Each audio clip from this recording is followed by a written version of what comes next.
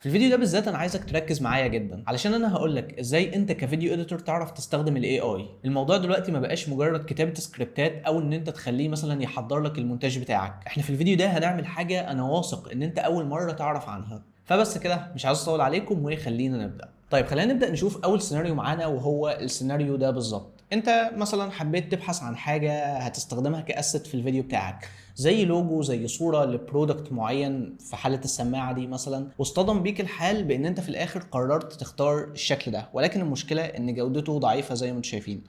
ايوه، انت في الغالب لما بتبحث على حاجه على جوجل بتلاقي اختيارات كتير، بس مثلا لو جينا عملنا سيرش على اوتو كات، ودي بلجن انا كنت عملت لها فيديو قبل كده. في الحاله دي انا حاولت اجيب لوجو هاي كواليتي فول اتش دي لاوتو كات، كل اللوجوز زي كده 192 في 192. ساعات كتير انت بتصطدم في حاجات جودتها بتكون ضعيفه ومش بتكون لاقي ليها اي بدايل غير ان انت تحمل الحاجه الضعيفه اللي زي كده، مع ان الصوره دي يبان عليها من تحت ان هي جودتها عاليه 2900، ده كويس جدا، ولكن هي في الاساس جودتها زي ما انتم شايفين. ففي الحاله دي انا هستخدم صوره من تشات جي بي تي. تشات جي بي تي ليه نسختين، نسخه مدفوعه ونسخه ببلاش زي ما كلنا عارفين، ولكن صوره بيجي مع النسخه المدفوعه من تشات جي بي تي. لو انت برضو مش معاك النسخه المدفوعه ممكن تعمل ده جوه التشات بوت في تشات جي بي تي العادي اللي ببلاش، بيكون ليك برضو عدد من المحاولات ولكن اقل من ان انت تدخل على صوره ذات نفسه. فخلينا دلوقتي نستخدم صوره، وبالمناسبه حتى لو انت في اشتراك مشترك ممكن تستخدم صوره برضو، مفيش اي مشكله، يعني مش لازم يكون الاشتراك بتاعك، ممكن تكون مشترك مع كذا حد وتستخدم صوره، مش هيبقى فيه اي مشكله. فكل الفكره دلوقتي ان انا هروح هجيب الصوره بتاعتي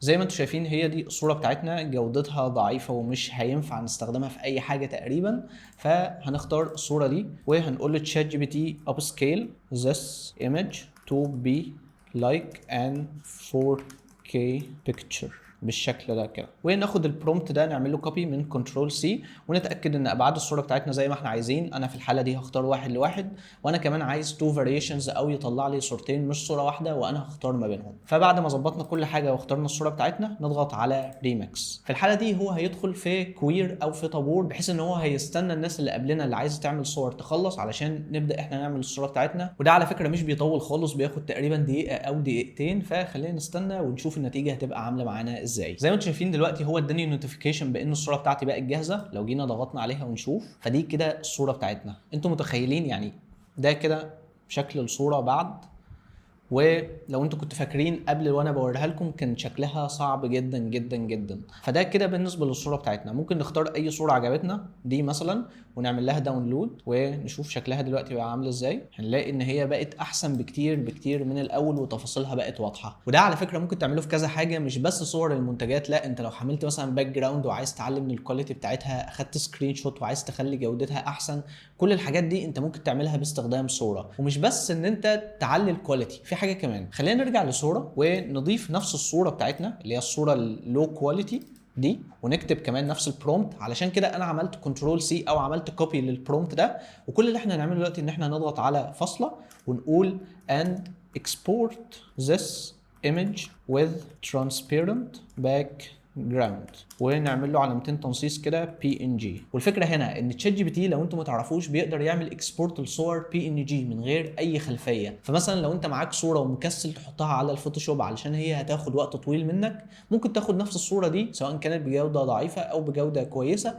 وتقول لتشات جي بي تي اما ان هو يعمل لك اب سكيل ويشيل الخلفيه، او ان هو يشيل لك الخلفيه. في الحاله دي انا كتبت خلاص البرومبت بتاعي بالكامل زي ما انتم شايفين، واضغط على ريماكس. هو دلوقتي برضو حط الصوره في الكوير او في الطابور.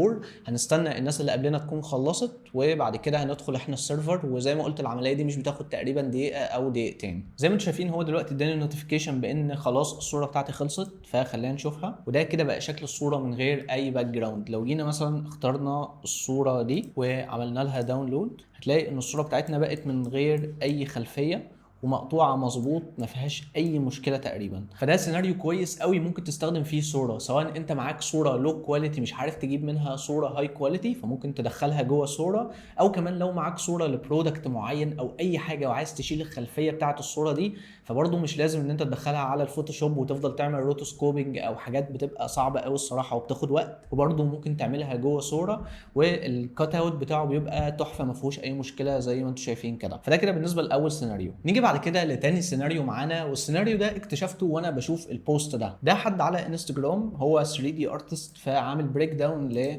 للبروسيس بتاعته في ان هو يديزاين مشهد بالكامل ولكن 3 دي. فانا لما شفت البوست ده دماغي اتفتحت لفكره، وهي فكره ان ماذا لو احنا عرفنا نعمل ديزاين لل 3 دي سينز اللي هي زي كده ولكن باستخدام الاي اي. فكل اللي انا عملته هنا هو ان انا رحت على بنترست. انا مؤخرا بستخدم بنترست بصراحه، ويعني شفت حاجات كتير من نفس الستايل ده ورسيت على الصوره دي انا حبيتها وقررت ان انا اعمل حاجه شبهها. فكل اللي انا عملته هو ان انا اخدت الصوره دي واديتها لتشات جي بي تي وقلت له ان هو يشرح لي ايه اللي فيها علشان انا هستخدمه كبرومبت، وبالفعل هو اداني حاجات كتير قوي بتعكس الوصف بتاع الصوره، وطلبت منه ان هو يعمل لي برومبت كويس، وبالفعل اخدت منه برومبت كبير زي اللي انتم شايفينه ده، وكمان اخدت برومبت مختصر لنفس الكلام. فكل الفكره هنا هو ان احنا هنعمل 3 دي سين ولكن باستخدام الاي اي حلو في الفيديوهات، ولكن هو مش حلو في الفيديوهات الطبيعيه والواقعيه. بيبان قوي ان هي بالاي اي، ولكن ال 3 دي سينز في الاساس هي بتبقى شوتات باين عليها ان هي مش واقعيه.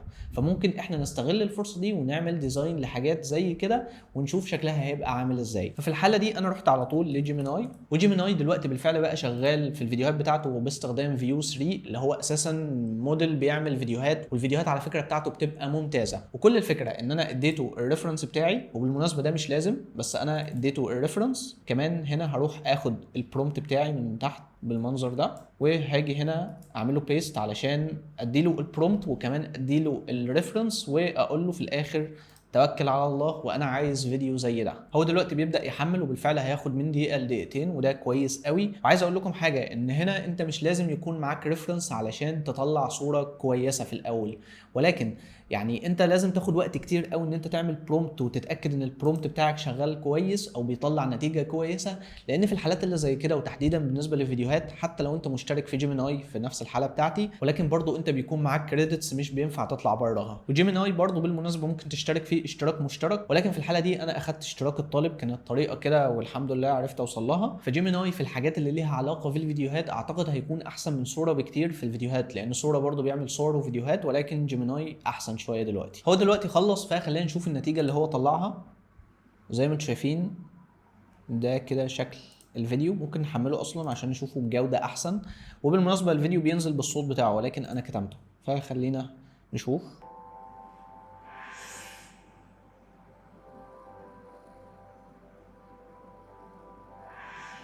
حلوه قوي بالنسبه لي، ودي نتيجه كويسه بالنسبه للفيديو معمول بالاي اي. ممكن مثلا نعمل عليها شويه ستايلايزيشن، زي ان احنا نحط نويز، او ان احنا نحط كروماتيك ابريشن، او ان احنا نحط اي تاثير احنا بنحبه بس علشان نحط اللوك بتاعنا في الفيديوهات. في حاجه برضو تبع جوجل وبرضو بتشتغل بفيو 3 وهي اسمها فلو برضو بيشتغل بفيو 3، ولكن في الحاله دي انا يعني حابب اديله البرومبت الاكبر، لان هو في الحاله دي متطور اكتر من جيميناي بتديله ريفرنس، هنا مش بتديله ريفرنس ولكن ممكن تديله اي برومبت. فانا هختار البرومبت الكبير اللي هو ده، اللي هو بيوصف كل حاجه بقى في الصوره بتاعتي، وهحطه هنا. وهختار فيو 3 كواليتي بس علشان يديني كواليتي عاليه من الفيديو بتاعي، واضغط على اوكي. وهنا بالفعل هتلاقيه بدا على طول في ان هو يشتغل على الفيديو. برضو الموضوع مش بياخد مده طويله، ممكن من دقيقه لدقيقتين. فلو خلص دلوقتي، وخلينا نشوف النتيجه اللي هو طلعها. بالنسبه لي تحفه كويسه ما فيش اي مشكله، ودي كمان تاني نتيجه برضو بالنسبه لي تحفه وعجباني جدا ما فيهاش اي مشكله. فسواء انت هتستخدم جيميناي او فلو اللي هم في الاساس الاثنين بيعتمدوا على نفس الموديل، انصحك بان انت تطلع بره الرياليستيك واي او الطريق الطبيعي، ان انت تعمل فيديو لواحد بيتكلم. لا، خلي واحد مثلا بيطير في السماء، او حد متصور بعدسه مش عارف ايه بي او في درون. في حاجات كتير ممكن تعملها، وممكن تشغل خيالك اكتر، وممكن تستعين ببنترست زي ما انا عملت على فكره. في حاجات حلوه قوي قوي قوي، يعني ده مثلا فيديو موجود على بنترست، ممكن تاخد الفكره بتاعته وتاخده كالهام وتعمله بطريقتك انت. فدي حاجات كويسه برضو انت ممكن تعملها، وهتلاقيها بتضيف للفيديو اديتنج بتاعك. نيجي بعد كده لثالث سيناريو معانا في الفيديو، وهو اننا ممكن نحول صوره عاديه زي كده، زي اللي احنا لسه عاملينها من شويه، ل 3 دي موديل ممكن نستخدمه جوه الافتر افكتس او بلندر او اي برنامج احنا محتاجينه. وده عن طريق موديل اسمه هونيون، تقريبا اسمه هونيون حاجه كده. وده موديل بيشتغل بالذكاء الاصطناعي، بس بتديله صوره وممكن يطلعها لك 3 دي موديل تستخدمها بقى جوه الافتر افكتس. احنا مؤخرا بقينا بنستخدم ال 3 دي موديلز جوه الافتر افكتس، وبقينا بنطلع منها نتائج كويسه. فممكن نعمل كده في اي اليمنت احنا حابينه، بس عن طريق الذكاء الاصطناعي، مش لازم يكون حد هو اللي عاملها وسايبها ببلاش فاحنا ندخل نحملها. طيب حلو قوي. احنا هنختار الصوره اللي احنا عملناها من شويه باستخدام صوره اللي هي الصوره دي.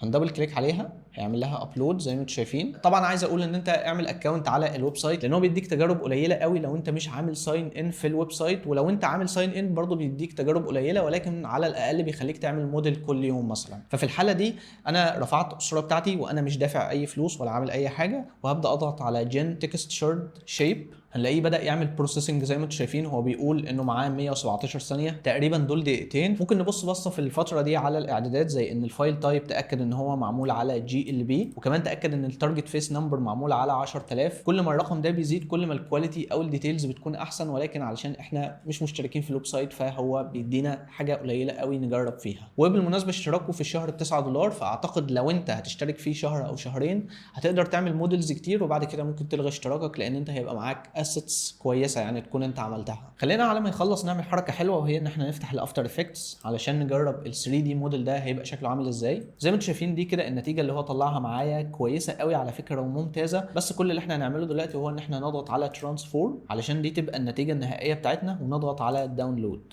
هنلاقيه حمل الموديل هنا، وخلينا نعمل كومبوزيشن في الافتر افكتس مثلا يبقى 1920 في 1080، وخلينا نجيب الموديل بتاعنا نحطه. انا بس هحط سوليد علشان اعرف اشوف الموديل بتاعي، وده كده بقى شكل الموديل. ممكن نستخدمه ونعمل له انيميشن ونحركه زي ما احنا عايزين. فدول كده كانوا 3 سيناريوهات مختلفين لحاجات كلنا كفيديو اديتورز بنقع فيها وبنبقى محتاجين نعملها، زي ان احنا نشيل خلفيه صوره، نعلي من كواليتي صوره، ان احنا نعمل فيديوهات بالاي اي وفيديوهات فعلا نستخدمها، او ان احنا نعمل 3 دي موديلز. حد كان متخيل ان احنا ممكن نعمل 3 دي موديلز باستخدام الاي اي؟